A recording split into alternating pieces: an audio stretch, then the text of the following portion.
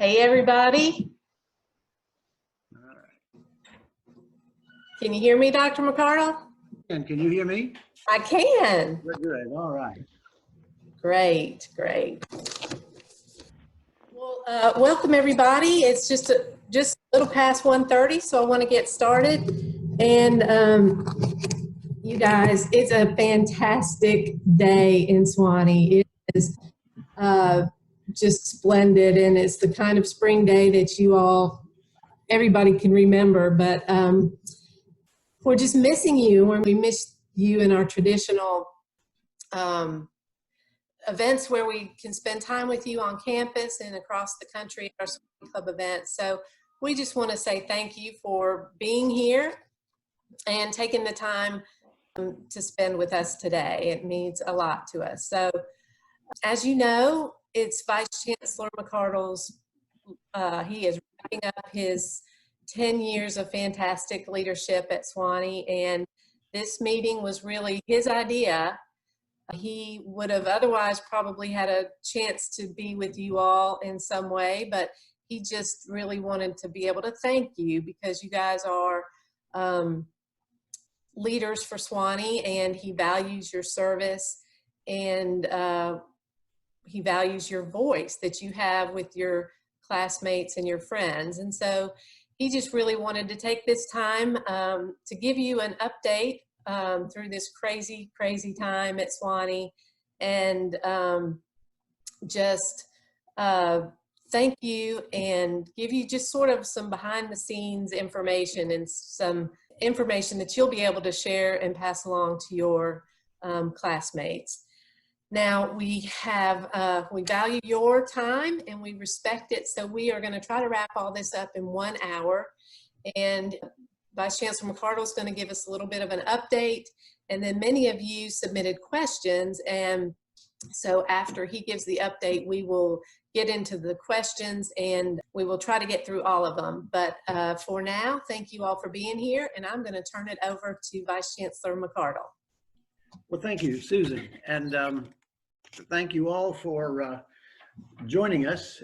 This is becoming more customary than I would ever have thought. I have 5 Zoom meetings today, and this particular mode of communication, I think, taxes a different set of our faculties and senses, and maybe or maybe not a different part of the brain. But one does actually get used to it, but I hope we don't get too used to it, because it is, after all, a temporary necessity, and one that I hope we can put behind us as soon as possible. But that's probably as good a way as any to begin what I promise will be just a few very brief comments before turning to the questions. Our faculty have really adapted with remarkable speed and nimbleness and commitment to a mode of teaching that I think was almost entirely alien to them 2 months ago.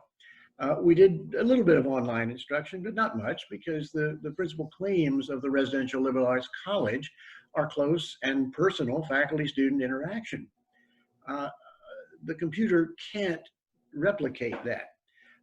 But thank goodness, at least because of what technology offers us today, we can come closer to that than we could have ever come in any prior time. I've often talked with my colleagues, what if something like this had happened to us 20 years ago? We would have been in far more difficulty, I think, in maintaining our academic program and completing the semester on time than we have been this semester. The faculty have adapted. They have gone to remote learning quickly. We extended spring break by an additional week, but that was all it took. And we have mounted a full term's worth of courses, or a full half term's worth of courses, I should say.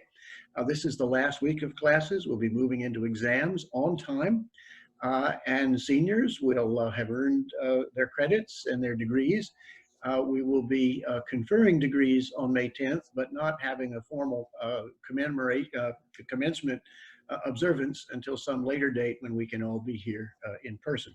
And the same with the School of Theology. They're in exams now. They also will be having a brief virtual commencement on the Friday of commencement week, May 8th, but a more formal ceremony sometime next year. So the really good news, I think, is that our faculty have adapted with remarkable grace and speed to this whole new mode of instruction. And the same can be said for our students. Now, I'm teaching this semester as well. I have 47 students in my Civil War and Reconstruction class. And that can be a bit unwieldy. I've learned a new word this semester too, by the way. I've learned two new words. One is synchronous and the other is asynchronous. What we're doing right now, I suppose, Susan, is a combination of synchronous and asynchronous, because you and I are interacting in real time, but there'll be those watching this later on who will be watching it in an asynchronous mode. In other words, we can't have a face-to-face real-time exchange, but you'll have a chance to listen, to observe all that takes place here during the next hour. I'm doing a class tonight that will be synchronous. We're actually trying to get all 47 students together with a guest speaker, and I hope that works well. But I can say for the students thus far in the class, they've stuck with it, they've done their work, they've been prepared, and it's working as well as can be expected, and I believe they are still having and receiving a quality educational experience. So in many ways, the most important news is that the work of the university is going on. It is going on at a predictably high level. And I'm very, very confident in what we're doing and very proud of my faculty colleagues. Same is true with our sports staff, briefly put. Most of them are working remotely. But again, the work of the university is getting done. The campus is eerily silent. We miss seeing each other just in the normal course of the day. And the other day, I've told this story to some other folks. Chaplain and I were walking across the campus in the middle of the afternoon and were astonished to see a herd of deer charging in front of St. Luke's Hall. We're not reverting to the natural order quite as quickly as that might suggest, but that's the way it is around here. You see more deer than you do people on a typical walk across campus. But all of that is going very well. Now, there's some additional good news, some of which you may know. I sent out a letter yesterday to current students and their families and students admitted to the class of 2024 and their families, updating them on the news of the university and the planning that's going forward for next year. The news on the admissions front is remarkably good. As of yesterday, we had 467 deposits for the class of 2024. That continues to run about 90 ahead of last year's pace. And in fact, if we do not receive another single deposit ever, 467 is about 15 students larger than the class that entered this past fall. And of course, we will get more deposits. We're on a record-setting pace. And this, I think, is testimony to the esteem in which the university is held and the confidence which our families have in us. This class of potentially record-breaking size is drawn from an applicant pool of record-breaking size. Just short of 5,000 applications, 350 or 400 more than we've had in our best year to date. So the university, it's hard to argue that the university is not receiving its due in the marketplace, and that marketplace is recognizing the quality of what is going on here.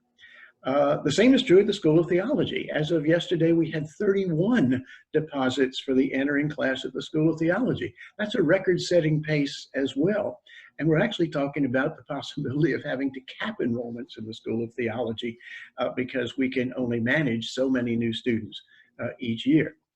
Now, I'm sure that those who are inclined to pessimism and to half-empty glasses and to the gloomy side of life can find something to worry about in those numbers. And if you must tell me what those worries are, I'm happy to listen to them. But I have to say that strictly based on the data to date, there's every reason for encouragement. Now, we also know that this thing called COVID-19, in spite of the professed expertise that some among us would claim to have, we really don't know what the future holds. Governor of Tennessee has begun to lift some of the restrictions, and I frankly think that what has been done and the way it's being done is a good thing.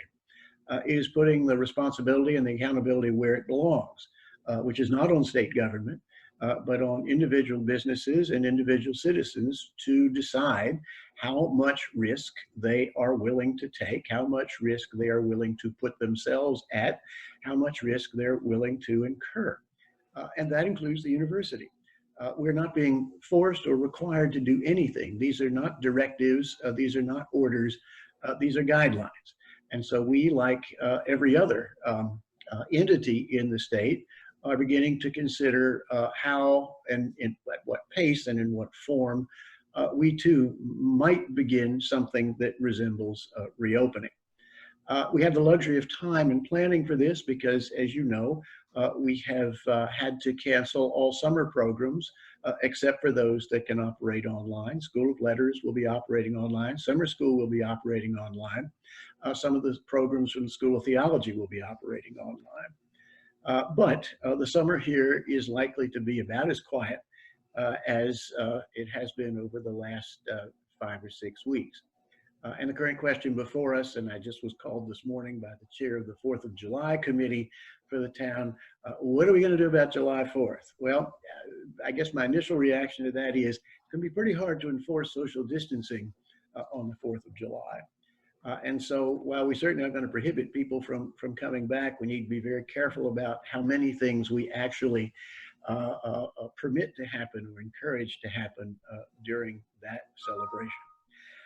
Meantime, we are doing everything that we can to intimate that we plan to open on time in the fall. We've just completed registration for courses for next year. 1,250 students have registered. Add 467 to that, and we're at capacity, folks. And so while there will inevitably be some attrition attributable to one thing or another, it's hard to envision that we're going to have trouble filling up the spaces on campus. Now, we may not be able to fill them up to full capacity. There may be limitations on exactly how many students and in what form we can bring back and when. But we're planning for every contingency. We're planning to open at full strength as normal in the fall. We're looking at various calendar iterations that might allow us to delay a start or accelerate a start or interrupt a year without interrupting the flow of a course. And our faculty are making these contingency plans as well. The truth is, no one can say with certainty what the conditions are going to be like in August of this year. All we can do is make our best guess and make as many decisions as we must make as late as we can possibly make them without disrupting the lives of our students and their families. But that planning is going forward. We're being assisted by, among others, Walter Merrill, who's the Senior Chief of Staff at Vanderbilt University Hospital, a graduate of the university, a former member of the Board of Regents. There's no one with greater access to a wider range of expertise than Walter. And so I'm confident that the decisions we will make, whenever it is that we have to make them, will be informed by data and will have the health and safety of this community, including students and faculty and staff, as the highest priority. There's so many other things I might talk about. I think the admissions news is encouraging. I think the faculty adaptability is encouraging. We would have this past weekend formally have celebrated the conclusion of a $250 million capital campaign that right now is just north of $290 million. I think that has put and will put the university in good stead financially. We are extremely grateful to all of our donors, and I know that you're watching this video, for helping us achieve and surpass that goal. That never failing succession of benefactors has never failed. and it's seen us through this campaign as well. I might add one more thing. Some of you may be on the receiving end of communications from other institutions. And my impression, at least when I read some of those, is that they are perhaps inadvertently obfuscatory and are maybe also inadvertently cautious and negative. We have not suspended our capital projects here on campus. The Health and Wellness Center will be completed probably within a month. The new bookstore in town will be completed within a month. And the new home for literature in the former Lions House, Saints Rest, will be completed probably within the month. Our message to friends of the university near and far is that while we are certainly not taking reckless risks or undue chances, the work of the university proceeds. And we are preparing to be around for multiples of 150 years, as we have been here through thick and thin for the last 150 years.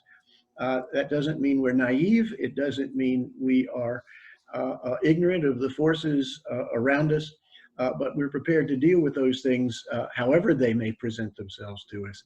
And I'm very confident that we will. My successor, Reuben Brigady, will be assuming office at the conclusion of the Board of Regents meeting in June, on June 16th. He has been working closely with us in our contingency planning, and I believe that this transition will be about as seamless as any transition, particularly under the current circumstances, could possibly be. And I hope you share my encouragement and enthusiasm about what Ambassador Brigady will bring to this office as our 17th Vice Chancellor.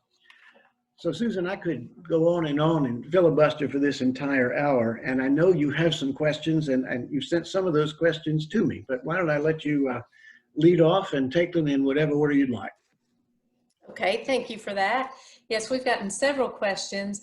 I'm going to kind of start with some that are related to the COVID-19 and our response to that before I move to some other ones. Here is one that says, how much did it cost the university to weather this COVID storm so far? And will the upcoming Tiger Tuesday on May 19th be an opportunity to close the gap on this cost by asking folks to focus their giving somewhere pressing? Well, let me answer the second question first. Yes, in a word. You know, I'm struck by what appears to be perhaps a greater wisdom than is deserved in how the university has conducted numerous fundraising events. I'm reminded of the fact that the previous capital campaign ended on June 30th, 2008. Could there have been better timing? Can you imagine starting a capital campaign in 2008? The University of the South ended the campaign just before the economy began to crumble. I like to think that this campaign has had a similar effect. I think that we have been successful during good times, and this will help us weather the challenging times that we're in and that are quite possible in the future. Right now, we estimate that the impact of COVID-19 through the summer is about $5 million. Now, that's net. That's net revenue and expenses. Prudent management has created reserves which will help us cover at least some of that shortfall. But yes, our donors can help us cover more of it with gifts made in support of Tiger Tuesday. University is a careful steward of its finances. We understand that we are here not just for the present generation, but for future generations, and we husband our resources as best we can. And I think the real wild card in all of this is what, if any, will be the financial implications if we have to delay opening or suspend programs in the following academic year. But up to this point and through the summer, I'm confident, and our treasurer is confident, I think our Board of Regents are confident that we can manage the shortfall.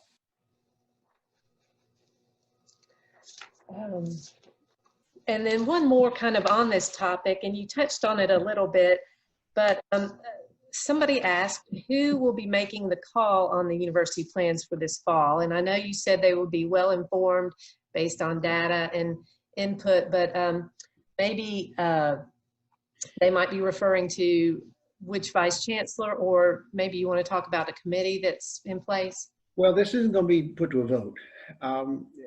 We have a number of teams working on various options. But the big decision, the fundamental decision, is when do we open, and under, and what will be the information needed, the data needed in order to make the decision about opening an informed one. As I say, right now, the assumption is on time and at full strength. But we're planning in some of the ways that I mentioned earlier for other options and for other possibilities.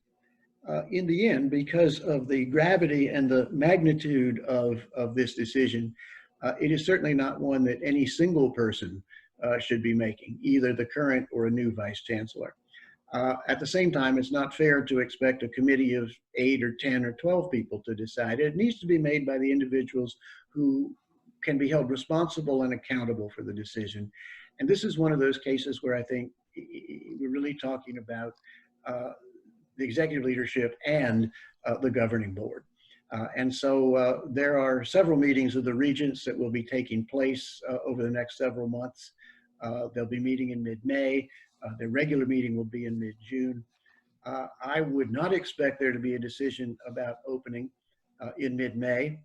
And I like to think that we could wait until mid-June to make that decision, because we'll just know that much more about what the future holds. Sometime between mid-May and mid-June is the likely answer. And it will be made by the two vice chancellors in consultation, the one who is in now and the one who will have to live with the consequences of the decision, as well as the governing board, the Board of Regents. Thank you for that. And finally, on that topic, just to maybe change the mood a little bit, certainly we have seen some really good outcomes from this. There have been a couple silver linings, the way the faculty have adjusted and the students have adjusted, but can you share some other examples of how we've all kind of come together through this and how our alumni have stepped up and parents to help us? Well, I'll tell you a couple of just anecdotes, but they're inspiring anecdotes. Like many other schools, because we didn't finish out the year as we had expected, we offered rebates for room and board, and said to families, you can take this as a cash refund, you can take this as a credit toward next year, or you can make a gift of it to a fund to help support students. We have about 80 students still on campus, many of them international students who can't go home, to support either students who have to stay here, or a fund to help students whose families have been affected by the economic consequences of the pandemic, who may need more in the way of financial aid. And I've been very, very impressed by the number of families who have said, you know, I'd written this check, I'd paid this money, why don't you keep it and put it into one of those relief funds? And that's been extremely heartening. I think another thing that we've been reminded of is the interdependence of the university and the local business community. And they are being put to the test because their principal customer base isn't here. We have been working closely with the local business people to try to make sure that they are patronized and favored when we do our shopping, when we buy our, when we decide to eat out, to get the curbside pickup. And to do all that we can to support them in their time of trial as well. It's just been remarkable. I guess this may largely be lost on this audience, but if you've ever been on a college campus in April, you are likely to, you wouldn't have much trouble running into somebody who's cranky. It just happens. Every summer we get dipped in the river of forgetfulness, and every fall it starts all over again. But springtime on college campuses, it can be kind of dicey. Everybody's a little restless. The juices have begun to flow, and the students may be worked up about this, or the faculty may be worked up about that, and we tend not to be at our best. This April has been a complete exception, the complete opposite. Now, I've been at this long enough to know that eventually the novelty is going to wear off, and we may return to being our old cranky selves again. But boy, we're enjoying it while we can. And the spirit of cooperation among everybody at this university, at every level, in every office, near and far, has just been extraordinary. And as I say, that may not be something that is necessarily known or widely appreciated, but my goodness, it could have gone the other way. There could have been people jumping up and down, refusing to do this or complaining about that, or insisting that their cause become the priority of the university even when it isn't. There hasn't been any of that. Hasn't been any of that. And it's been uplifting. I agree. I agree. Circling back to admissions, somebody asked, what do you attribute the record number of applications to? Oh, presidential leadership. I think there are a lot of explanations, and I think we'll have a better answer to that question once we do the admitted student survey. But I have to think that our decision, which some might have thought was untimely, to meet the full need of every admitted student in the entering class, has actually had a very positive effect. We hoped that would at least get the attention of families who might not otherwise even look at us. And I think that's happened. For more than any other single reason, the fact that applications are up by as much as they are means that more people came to look at us, and more people liked what they saw and chose to apply. Our acceptance rate hasn't changed, and so our selectivity numbers are going to improve for those of you who pay attention to U.S. news, and our yield numbers are clearly going to be stronger. But I think it is that commitment, which we are making good on, even in these extraordinary economic times, to meet the full need of every admitted student, has had a significant, probably the most significant impact. Thank you. Next, someone has asked for an update on the new cell tower that everyone agrees is definitely needed, but the location for where that goes is not as much in agreement. So can you share an update on where that may be? Sure. Well, first of all, I think you framed the question well. Everybody agrees it's needed, but nobody wants to look at it, and nobody wants it to be near them. And to meet that criterion is to put it in a place where it won't be of much use because its range will be insufficient. This is first and foremost a safety issue. There are places in town right now where if you need in an emergency to contact someone on your cell phone, you can't do it. The police and the fire and the safety folks have been for years saying, this is an accident waiting to happen, folks. You need to improve the range of your cell service. So that's part one. Part two is that whether we like it or not, and I know not everybody does, connectivity is one of the many things that students and families look at when they're looking at schools. And they may look first at the aesthetics of the way in which the problem is being addressed. But I think in most cases, they're not looking at the aesthetics. They're looking at what sort of signal strength they're going to get. And that has partly to do with safety, but only partly to do with safety, but only partly to do with that.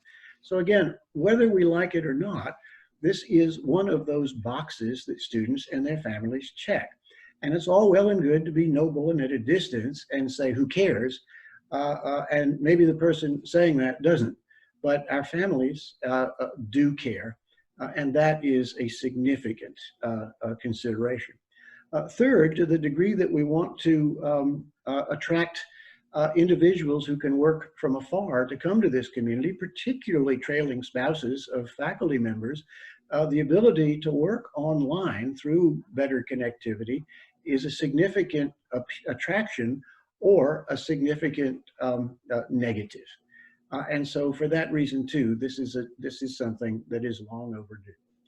Now, as many people know, we have looked at a great many different locations, and every single one of those locations has had people who support it and people who oppose it. And I am quite certain that wherever the tower winds up going, that will not change. We've had, by the way, a tower in a cell tower in the Chapel Carillon for almost 10 years. And to my knowledge, the people who walk by it day in and day out have not had their health affected. It doesn't make noise. It doesn't seem to be doing anything that the opponents of cell towers say can happen when you put one near you. There's one right in the center of campus. And that just, there's just no evidence to support those assertions based on that experience. So where are we now? Where we are now is looking at one of the light towers on the football field, the one that is not closest to the residential area, but one from which we will get the most reliable propagation. None of the other sites offer as good propagation as that site. Furthermore, this is the only site that will not have to be lit up at night. All the other sites, because of the airport, would have to have lights on them at night. This one won't. This one will be about 175 to 180 feet tall. It will give us clear service throughout the range of the community, and it must pass SHPO. That's the State Historic Preservation Office. The university will continue to work with and not put itself at odds with the SHPO, which is now or is about to be considering the site that I've just mentioned. And if they give the okay, we will proceed with constructing the tower there. And if they don't, or if there's additional mitigation that has to be provided, we will do that. But I know one of your questioners urges that we respect the opinions of the State Historic Preservation Office. I can promise, I can assure the writer of that question that we will do exactly what he is requesting. And I can also assure people watching this video that not everyone will be pleased with the decision, but just about everyone will benefit from it once it's installed. Thank you for that update.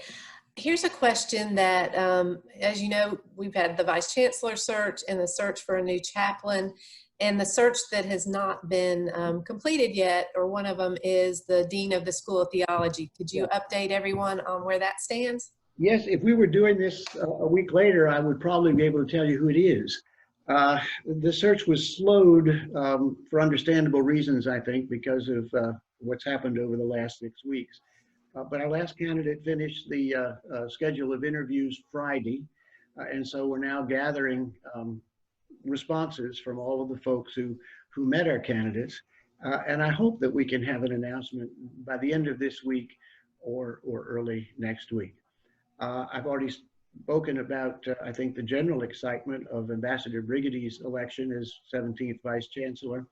And what I may regret most about the effect that COVID has had on us is that we have not yet been able to introduce Peter Gray to this community. Peter was elected as the new chaplain when the trustees were here at the end of February. He had planned to be here with his family for a general introduction and reception at the end of March. That, for obvious reasons, couldn't happen.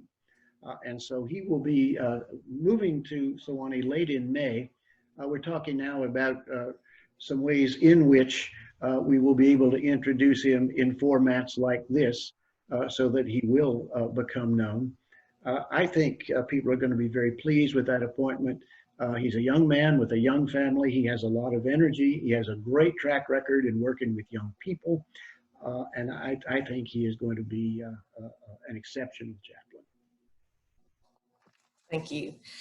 I know you touched on how the coaches are staying busy and doing a fantastic job to recruit athletes. If all goes as planned and we are able to open in the fall, do you expect a full fall season of athletics? Yeah, that decision is not going to be ours alone. I think it's important to say, if all the other schools in our athletic conference decide not to play, I don't know who we'd play. So I think that decision is going to be one in which we have a voice, but which is not going to be ours unilaterally to make. As an example, we had a conference call of the presidents of the 8 schools in our conference right at the start of Sewanee's spring break. And at that point, of the 8 schools, 4 had decided that they were going to continue to play their schedules. 2 had decided to suspend play, and 2 weren't sure. Within 72 hours, partly because of what the NCAA had decided, partly because of the emerging reality on our campuses, we all found ourselves saying we're just going to have to suspend play for the duration of the season. This will be, as I say, this will be a collaborative, this will be a collective decision. And if we have a schedule, so will all the other schools we play. And if we don't have a schedule, it won't be because all the other schools we play are playing each other, and we've decided not to participate. I very much hope we have a season, but if someone can tell me what the NCAA football season is going to look like this fall, I'll tell you what our football season is going to look like this fall. I would be surprised if there were not some version of it, but we have a conference president's meeting in June, and I suspect that will be the principal topic of conversation. Thanks, that's some good information to share. Thank you. I've saved some of the last questions for the end because they seem to be a little more reflective and nostalgic. So people are acknowledging that your time is short in this role, and so they're asking some questions that I think we'll all like to hear your answers. Here's the first one. You arrived at Sewanee as a very successful, experienced president of a first-class college. And younger, too. Excuse me? And younger, too. Looking back, what has surprised you that was substantially different than what you expected you would experience at Sewanee? You know, I was asked this question shortly after I arrived, and I think my answer today would be the same one that I gave then.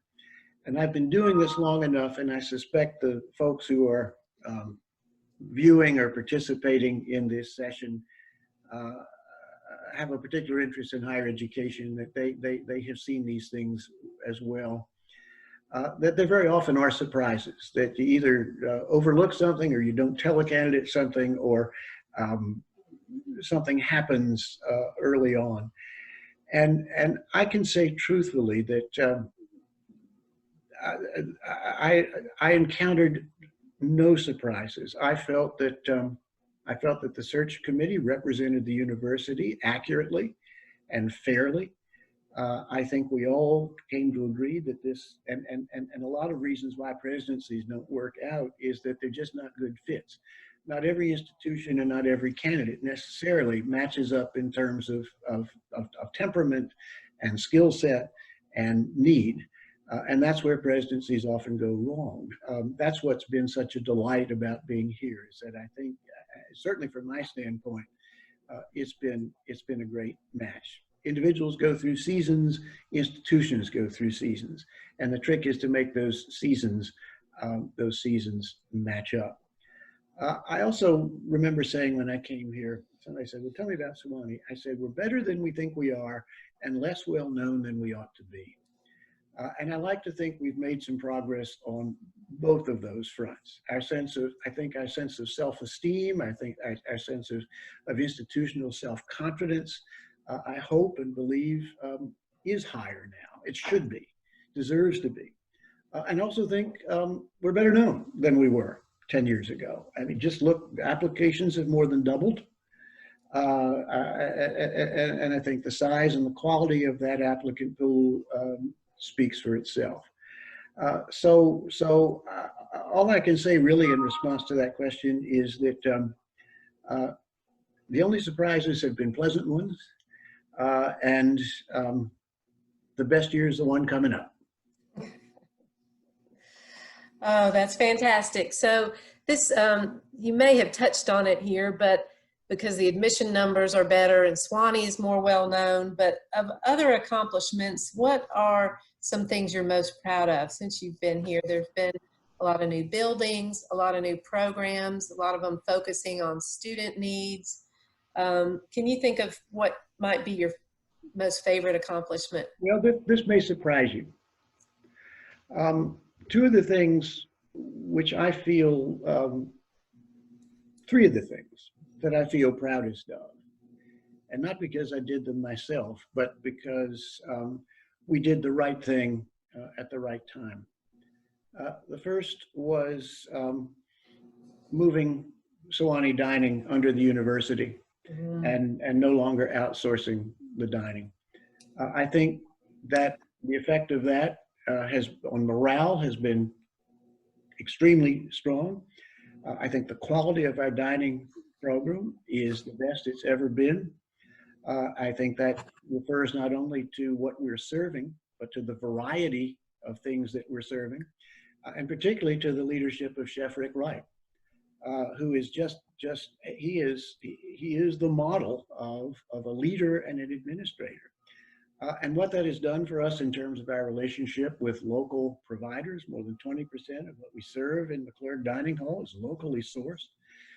And what that has done for our sustainability efforts has just been almost impossible to measure. Just about every university dining hall that you walk into and ask students about, they'll tell you the food is better somewhere else. You won't hear that here. You'll hear people talking about what a great job Chef Rick and his team do, and what a wonderful program they've put in place. And I really attribute that to our decision to go to local operation of our dining hall. Second thing I'd point to would be our civic engagement programs. I think that there are fewer barriers between the university and our friends and neighbors on the plateau than at least there have been in recent years.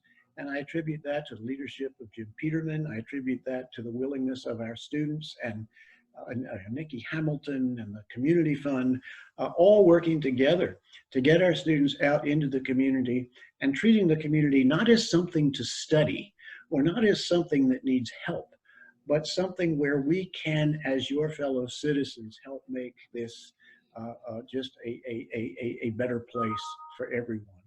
And when I look at what those vistas have done, when I look at up and down Grundy County, Marion County here, our students have had so much to do with the quality of life on this plateau and the breaking down of barriers. It's just extraordinary. And one small proof of that pudding is the number of students we're now seeing coming here from Grundy County, and these are great students. They are leaders, and it's not as if there is a veil of suspicion between those folks in this university. It's just been wonderful to watch that relationship develop. And the final thing I'd point to, and I could point to a whole lot more, but I think this decision to meet full need is going to have profound, long-lasting effects. The university once did that. The university fell away from doing that for what I'm quite certain were sound policy reasons to reallocate financial aid dollars. But it seems to me that our first obligation to those students whom we deem worthy of admission is to make sure they can attend without regard for their ability to pay. That is one of the great accomplishments of the Stronger, Truer Sewanee campaign. That is an accomplishment, again, that is not mine alone. But I very much hope that the university is able to maintain that practice with future entering classes, because in the end, we want the strongest students we can attract, and that's the way to do it. So those may not have, there's a lot more things on the list, but those would be three I'd point to. Those are three fantastic ones. And yes, it just tip of the iceberg of so many accomplishments while you were here. And several people wanted to acknowledge Bonnie's role in so much, that she's been very involved in the plateau and the outreach there. So you guys have just been fantastic. And I want to wrap up. You guys are not leaving Sewanee, which is spectacular news. You guys have bought a home here and you're going to stick around. And so it obviously shows us that Sewanee is special to you all. And so as we wrap up, we know Sewanee changes our students' lives, but can you just tell us a little bit about what Sewanee has meant to you and Bonnie? Well, thank you. Well, thank you for acknowledging her. We've always been a team, and she is, you know, my joke has always been we're like an automobile, and one of us is the engine and one of us is the horn, and doesn't take long to figure out which is which. And so, yes, she, I think, has made her own way in this community, and it has been just a remarkable partner in all of this. And yes, we're now leaseholders. So, you know, I can now get up in community council meetings and complain about the lease policy and all sorts of things that as a backbencher citizen, I'm now empowered and free to do. I say that facetiously, of course. We were delighted to find a little place here, and we've done some work fixing it up, and we're moving into it now, so the work can begin to do some renovations on Chen Hall. I think what this again, that question has so many answers. We're inclined, and I don't mean just us, I think society is inclined, and you can trace this back, oh gosh, you can trace it back probably to at least the Morill Land-Grant College Act of the 1860s, of predicting that the small residential liberal arts college is doomed. And time after time, that has been predicted, and time after time it's been proven false. The GI Bill was going to be the end. The rise of the great comprehensive public university is going to be the end. Technology and distance learning is going to be the end. Anybody, what was the acronym for those online courses? MOOCs? Everybody remember MOOCs? They were going to be our death now. Well, and there'll be other threats that lead to predictions of our demise as well. What this has just, you know, I've been in higher education now for 40 some years, and I am more confident now than ever that the small residential liberal arts college, and particularly one that hasn't lost its way, one that is not distancing itself, for example, from its Episcopal heritage, but is embracing it, one that is not distancing itself from the expectation of honorable behavior, but insisting upon it, one that believes in civil discourse and civilized behavior and trying to find the best in people and not calling them names and not suspecting sinister motives.